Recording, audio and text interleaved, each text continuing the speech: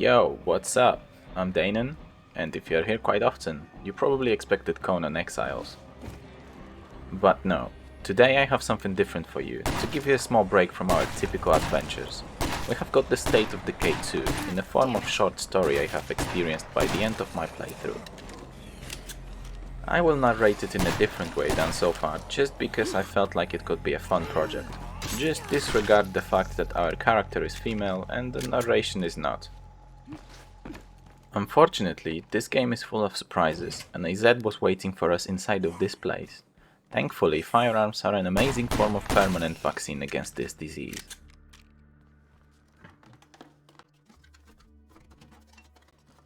Alright, we've got the food that we were searching for. Now it's time to head back home and let our story begin.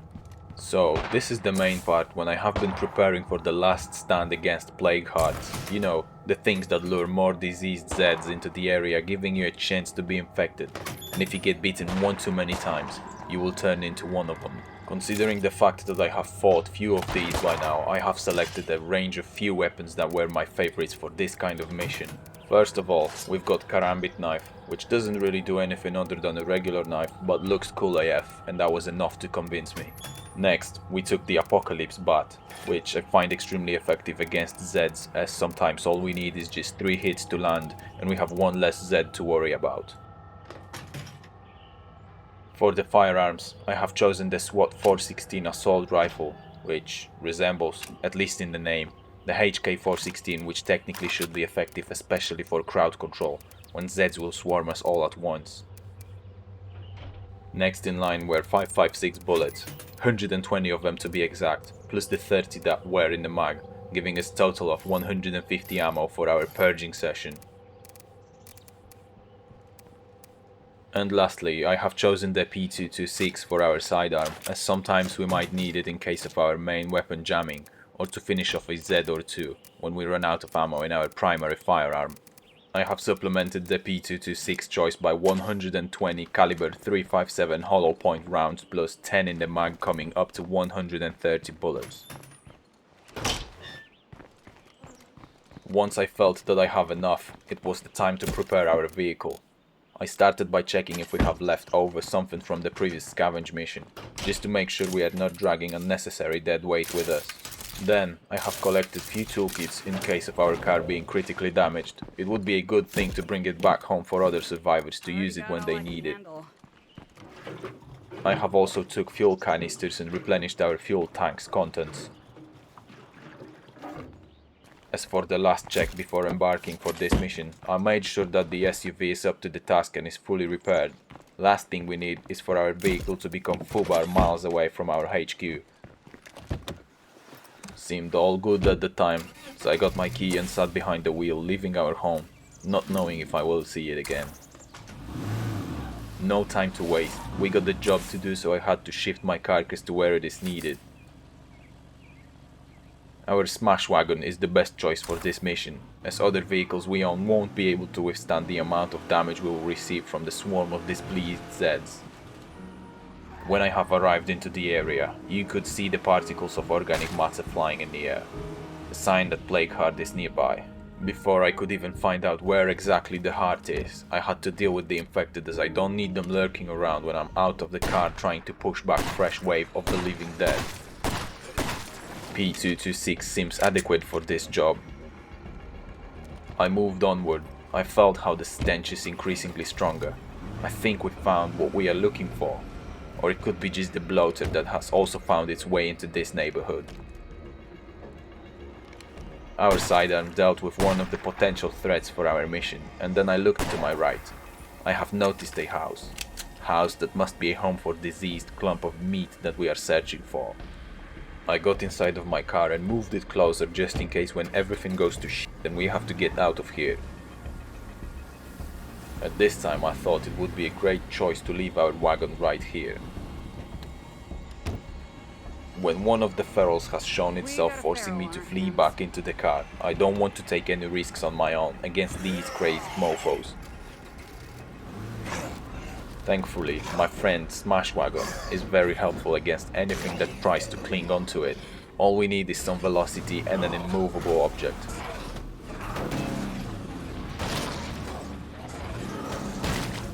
I think the feral had to hit our SUV one too many times as it started smoking shortly after a few undead have stuck to it, trying to rip the doors open.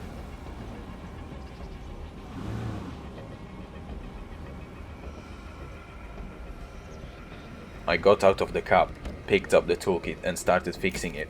We need it after all. But all in all, I had the dreadful feeling that my problems might not be over yet. I wasn't sure if I should trust my gut feeling, but I pushed myself to focus on fixing the car and the mission itself, so I could get over with it as soon as humanly possible. Oh, I'm gonna fuck you up. I went into the house, then into the room, and it was there. Nasty, stinking, and probably luring more Zeds while I tried to compose myself. This thing was once human. Few humans in fact. Just like myself. I have looked around and I've noticed that there is a window, big window, that I could use to evacuate myself throughout few waves that will come for me once I damage the hearts enough. So I got back to the car. I moved it closer to the window, as close as I possibly could, leaving myself a little space to land right in front of it when I jump out of the house fleeing from plague Zeds. Then obviously I came back inside and started the cleaning process. Some people would start by using either their full mag on it or just throwing nades, but I like to preserve ammunition where possible. After all, it doesn't grow on trees. I hit the clump a few times and it started moving when I have hit it hard enough for it to make that dreadful, terrifying noise. Noise that means trouble as nearby Zeds were called in to help defending it. I got swarmed immediately. I was glad I have left the car where I left it. This is probably the only reason I got out of there without a scratch. So, with the help of my trusty friend, I have turned a few brain deads into a pate and placed the vehicle back where it was before.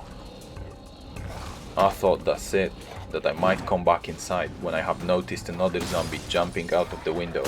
There was only one thing I could do, and it was to make another batch of pate. Once the threat was eliminated, I got out of the car and headed back to our point of interest to finish what we have started when I got ambushed by a Zed. Thankfully, my close combat training helped me with neutralizing this threat as well. Apocalypse Bat has seen its use inside of the house as there was another one waiting for us.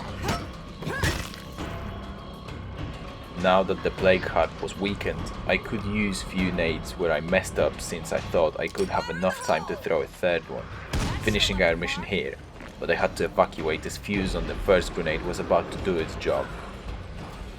So I repeated the step from before, got out through the window, right into the car, and have started making third batch for locals. There were many more pouring out of the house, more than I have expected. They must be mad crazy about the heart that is now in critical condition. Rinse and repeat, car back to its position.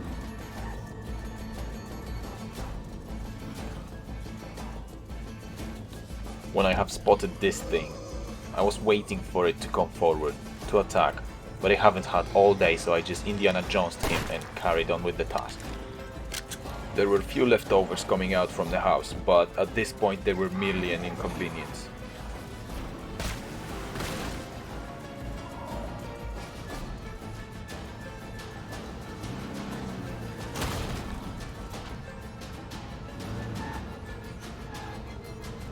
I thought that there will be no more of them left, but somehow there were few still kicking around.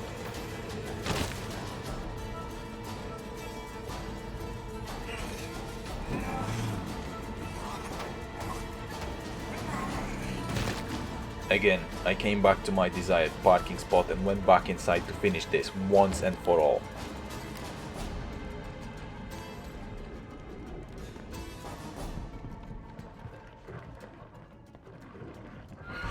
This time, I took my 416 and nearly mag dumped it to be over with this.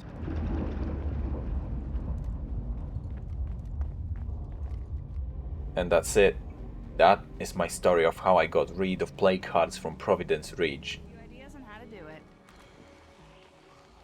To relax a little, I have also decided to clear this area of whatever leftovers stayed behind, and I like to play hide and seek with them. I got close, just like usual, when this braindead turned around, nearly noticing me through its rotten eyes. So just because none of them have seen me, I have came back to the hide and seek game we have just started. That's one.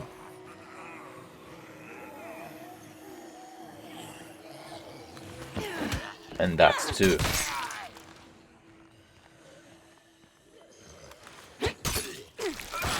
Three, and so on.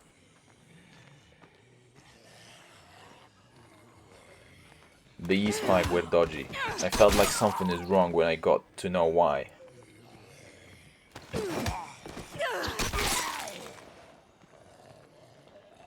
They somehow have noticed me. How? I still don't know.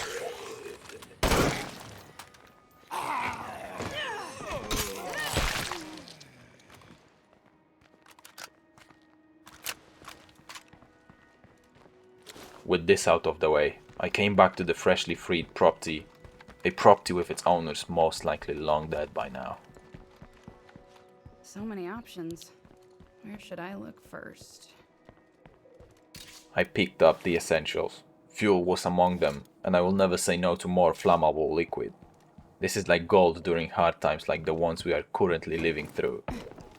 I've put it back in the car boot, and came back to pick some of the more interesting stuff when the armored Zed nearly ambushed me.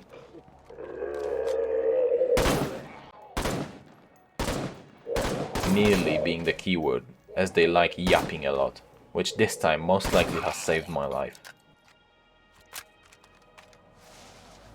I was done in here. I didn't want to stay here any longer. Even though our problem is gone, there is still an eerie vibe to this location. And this is what I mean. A screamer and a bloater, both in the same location. Last thing I need right now is another feral or even a Juggernaut. There were also a few regulars. It felt like they don't want me to go, but screw this, I'm out of here. I had to let the stress out of my system. I didn't even bother to respect this one in hand-to-hand combat. When I was heading home, I noticed something big. It was a freaking Juggernaut, 100 meters away from our HQ. This is not good. Not good at all. So I parked up our smash wagon, came out of it, and moved the items to HQ's stash.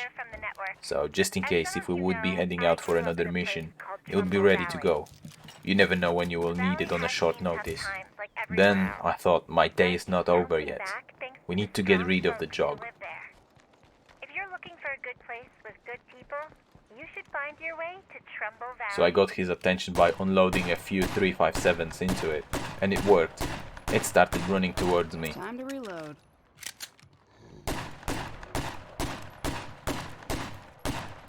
I thought, while he is so far away, I will keep using my P226 to at least soften him up a little, not to waste so many 556s as they are precious to us. You know when you damage the Jug badly enough? He loses his hairline just like I will when I get older. Just like that. And as if it wasn't enough to be followed by the Jug, we had an armored Zed and regulars as well. I had to manage it as best as I could. So I jumped over the fence, as I knew the big one won't be able to follow, but smaller ones of course didn't want to give up so easily. So I sent some lead down the range, special delivery, signed for of course, all delivered. What a trustworthy service that was. I should reload. Time to finish the Juggernaut and go back home. Take some well-earned rest. 416 was unmatched in this case. 6 series were enough to drop him on his knees, and this was the time when I had to strike, delivering the finishing blow. I wasn't sure about this one. Was it the same as few seconds ago, or was it yet another one that had wandered into this place? Doesn't matter. It has to go as well. And finally, I could return to home and try to forget about atrocities that Province Ridge has brought upon us.